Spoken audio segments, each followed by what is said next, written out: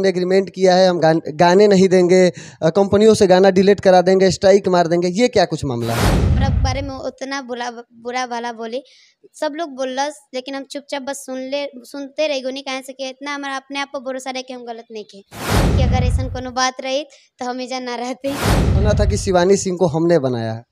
सही बात बाटे, उ लोग हमरा खातिर बहुत कुछ कैले बाटे। आगे जाके कुछ भी भला बुरा इस सब के बारे में बात नहीं कइल चाहत। बस इतने कहम कि अगर हम पापा हमरा के बेटी नियन मानेलन तो कबो ई ना चाहेन कि हमार बेटी हमरा वजह से कबो बदनाम हो। बानी परेशान मन करे लेली जान, तोहार खाना पीना रोक दी, तोहरा जैसन मरादा के माथा के दर्द के चूल्हे में झोंक दी। कब हम लोग को खेसारी के साथ आपका गाना सुनने को मिलेगा? ये सवाल सब लोग के रहेला, तो हम सबसे ये कहते हैं, अरे उठ जाए लहर ऐसन हरद हवा राजा जी, तू मरद नहीं माथा के दर्द हवा राजा जी। स्कूल में गाना गा के अपनी गायकी की शुरुआत करने वाली शिवानी सिंह अभी हमारे साथ है। फिलहाल इनका परिचय यह है कि इनका गाया हुआ गाना तोरा लेखा मर्दा के माथा के दर्दा के चूल्हे में झोंक दें। फिलहाल एक गाना काफी ज्यादा चर्चे में है, तू मरद नहीं माथा के दर्द हवा राजा जी। कैसे है गाना ये कि तू मरद नहीं माथा के दर्द हवा राजा जी?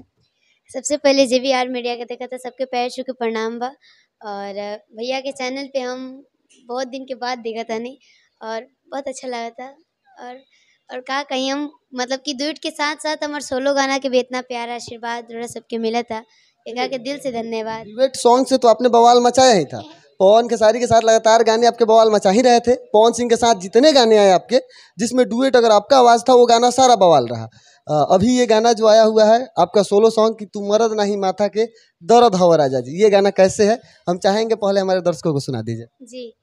लाइन रहे कि अरे उठ जाए, एक सेकेंड याद नहीं किया, पॉज कर दो। गाना है कि हाँ, तू मरद नहीं माथा के दर्द हवा राजा जी, गाना कैसे है? लाइन रहे अरे उठ जाए लहर ऐसन हरद हवा राजा जी, तू मरद नहीं माथा के दर्द हवा राजा जी, तू मरद नहीं माथा के दर्द हवा राजा जी। एक और सॉन्ग जो कि आपका 100 मिलियन के आंकड़े में है, जो कि काफ़ी ज़्यादा चर्चे में, आपका सोलो सॉन्ग है, तोहरा लेखा मर्दा के चूल्हे में झोंक दें जी। ये गाना 100 मिलियन प्लस हो गई बाटे, मतलब पूरा यूट्यूब मिला के। और उसके बाद सेंट गमकोवा राजा जी भी 80 मिलियन प्लस बा, और इंस्टाग्राम पे 2 मिलियन रील्स भी कंप्लीट बाटे सेंट गमकोवा सॉन्ग। तो सोलो सॉन्ग के इतना प्यार देख के पूरा मन गदगद मजा आ रहा है ना जी। सोची थी एक लड़की जो स्कूल में इतने छोटे उम्र में गाना गा रही है, जो कि आज पूरा ऑल ओवर इंडिया में ट्रेंड करेगी।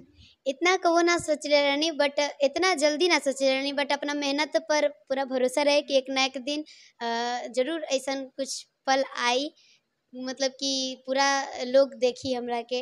इतना अपना मेहनत पर भरोसा रहे। इतना उम्मीद है हम लोगों को कि अगर अब की बार यूट्यूब अगर सर्वे करेगा तो भोजपुरी की सबसे ज्यादा सुने वाली गायिका में आपका नाम आएगा। बस आप सबको प्यारा आशीर्वाद बा। चाहेंगे वो गाना थोड़ा सा सुना दीजिए, तोरा लेखा मर्दा के चूल्हे में झोंक दे। जी। लाइन रहे बानी परेशान मन करे लेली जान, तोहार खाना पीना रोक दी, तोहरा जैसन मरादा के माथा के दर्द के चूल्हे में झोंक दी। इतना दर्शकों का प्यार पाके कैसा लगता है? बहुत अच्छा लगेला, और मतलब कि इतना जल्दी इतना आशीर्वाद मिली, इतना मतलब कि उम्मीद ना रहे, बट भैया के साथ गाना आयल, उसके बाद मतलब कि सब लोग के सपोर्ट से आज हमरा के कुछ लोग जानत आते। तब खेसारी लाल यादव के साथ आपने शुरुआत किया था, पहली बार शायद उन्हीं के साथ डुएट किया था अपने बड़े गायकों के नाम में। उसके बाद लगातार पवन सिंह के साथ आपके गाने आ रहे थे, बीच में एक भी खेसारी के साथ आपके गाने नहीं आया है। फिर कब हम लोग को खेसारी के साथ आपका गाना सुनने को मिलेगा? ये सवाल सब लोग के रहेला, तो हम सबसे ये कहल चाहे ना कि मतलब कि कोनो प्रॉब्लम नहीं खे, और मतलब कि सब बहुत इंटरव्यू वाला भैया लोग पूछले बानी जा कि कोनो प्रॉब्लम बा का, या मतलब कि पवन भैया मना करी ना का, बट ऐसा कोनो बात नहीं के। कैसे कि जब हम एकरा पहले खेसारी भैया में गाना गले रहनी, ऐसा कोनो बात रही तो पवन भैया हमरा से गाना ना गवाते, अगर भैया के मन में कुछ ऐसा रही था। लेकिन अगर खेसारी भैया के साथे हमरा के सुनल चाहत नहीं जा, तो रोरा सब बताई जा, जरूर हम देखम खेसारी भैया के साथ। उम्मीद है कि जल्द ही सुनने को मिल जाएगा। उम्मीद रखी जाए, बहुत जल्द सुनने के इस मिला। साल का आपका सबसे बड़ा गाना कौन सा रहा है? सेंट कम को राजा जी। डुएट में? डुएट में राजा जी के दिलवा टूट जाए, धनियो सब धन, फराक तोर खूटा से फाटल बा, ओढ़नी सरकत जाए, फिर से घर के मलकिनी कलू भैया के साथ, अंकुश राजा भैया जी के साथ कि दाई लेखा बेलना नहीं लेती राजा जी, और प्रमोद भैया जी के साथ आयल रहे। इस साल का तो जितना बड़ा सॉन्ग रहा है, हिट जितना सॉन्ग रहा है, उस सारे सॉन्गों का नाम आपने रख दिया। हाँ, सब सॉन्ग बा। इस बार रिकॉर्ड पूरा तोड़ देना है भोजपुरी का।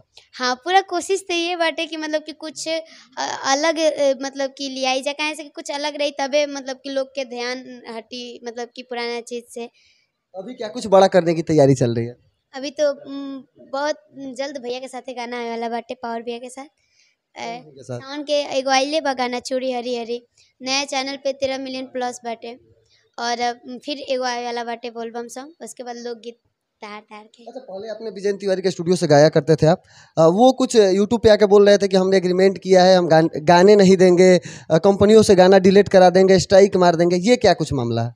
ये मामला में हम बात ना कल चाहम, बट हम इतना बोल देता नहीं कि अगर ऐसा कोनो बात रही तो हम इजा ना रहते, और इतना मतलब कि गाना दिखत आटे हमारे कंपनी में, चाहे मतलब इतना बड़े बड़े या छोटे छोटे चैनल से आवत आटे, तो ये सब ना देखी तो अगर ऐसा कोनो बात रही तो। कहना था कि शिवानी सिंह को हमने बनाया है। सही बात बाटे, उ लोग हमरा खातिर बहुत कुछ कैले बाटे, लेकिन अगर कैले बानी तो मतलब जिंदगी भर हमरा साथ रही ना। अगर कुछ आगे जाके कुछ भी भला बुरा इस सब के बारे में बात नहीं कल चाहत, बस वो करम बात अगर ज्यादा जरूरी हो जाए तो। लेकिन अगर आप पे सवाल लगातार खड़े किए जा रहे हैं तो आपका भी कर्तव्य बनता है कि उस बातों का कटाक्ष करे या जवाब ना दे सही, लेकिन उस पर अपना विचार जरूर रखें। अपना विचार ये मतलब ये करम कि वो लोग बहुत हमके बेटी नियन मानत रहे, और इंटरव्यू के द्वारा हर इंटरव्यू में ये बात बोलल भी बाटे, तो हम इतने कहम कि अगर हम पापा हमरा के बेटी नियन मानेलन तो कबू ही ना चैन कि हमार बेटी हमरा वजह से कबो बदनाम होके, जाहिर होगा कि बेटी बस। कहने का मतलब ये कि अगर आप कहते हैं कि हम बेटी की तरह मानते हैं और बेटी की तरह अगर मान रहे होते तो हमें बदनाम ना करते। यही तो बात है। तो ऐसा क्या मतलब हुआ कि शिवानी वहाँ लगातार गा रही थी और वहाँ छोड़ दी और यहाँ आके रहती हैं? ये सब हम बात बताएं, बट अभी ऐसा नहीं लग रहा कि उस पर चर्चा किया जाए, कैसे कि सब बात दब गई बाटे तो दबले रहे दे। मतलब अभी अगर उस पर चर्चा नहीं हो रहा है, अगर हमरा इस सब बारे में कुछ बोले के रहे, चाहे उ लोग के प्रति हम निगेटिव सोच रही, तो उ लोग बहुत भला बुरा हमरा बारे में बोलस, जितना तक हम एक्सेप्ट भी ना कर रही कि उ लोग हमरा बारे में उतना बुरा भला बोली, सब लोग बोलस, लेकिन हम चुपचाप बस सुनते रही गोनी, कहे से कि इतना हमारा अपने आप पर भरोसा रहे कि हम गलत नहीं किए।